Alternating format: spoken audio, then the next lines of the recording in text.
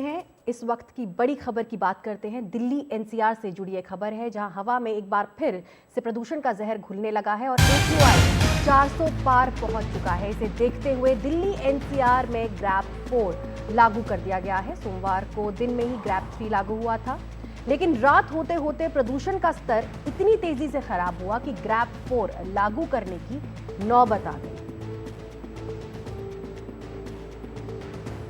और इस पर ज्यादा जानकारी के लिए हमारे साथ हमारे सहयोगी अतुल रंजन जुड़ गए हैं। अतुल, एक बार फिर दिल्ली एनसीआर में ग्रैप 4 लागू कर दिया गया है। जितनी तेजी से प्रदूषण का स्तर खराब हो रहा है, जैसे आज दोपहर ही ग्रैप 3 लागू था और रात होते होते ग्रैप 4 लागू करना पड़ा, तो कहां कमी रह गई? क्या बढ़ते प्रदूषण पर नियंत्रण हो पाएगा? और मेरा दूसरा सवाल इसी के साथ यह है कि क्या क्या पाबंदियां रहेंगी ग्रैप 4 के अंदर, ये भी आप हमारे दर्शकों को बता दीजिए।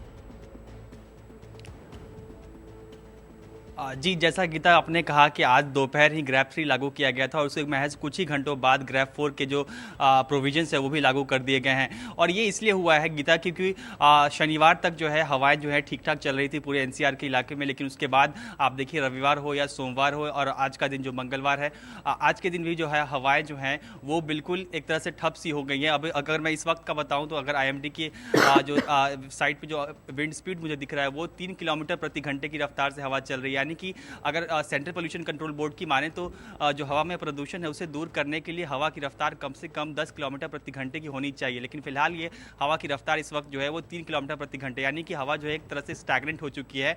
यानी इसका मतलब ये है कि जो हवा में प्रदूषण है उसे दूर करना मुश्किल है। और इसी की वजह से आप देख रहे हैं कि ग्रैप 3 के कुछ लागू होने के कुछ ही घंटों बाद ग्रैप 4 को भी लागू करना पड़ गया। इस वक्त कुछ घंटे पहले यानी तकरीबन 9 बजे जो है AQI वो 399 पहुंचा।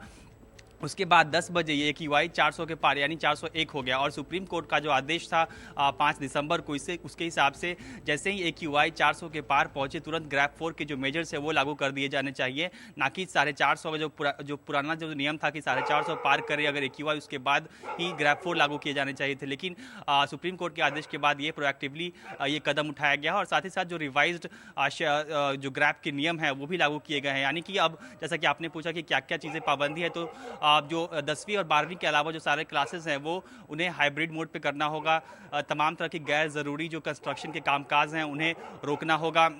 साथ ही साथ जो डीजल की जो BS4 या उससे नीचे की गाड़ियां हैं, पुरानी वाहन हैं, और पेट्रोल के जो वाहन है BS3 या उससे नीचे के, उन सब की पाबंदियां, उन सब की चलने पर पाबंदी लग जाएगी।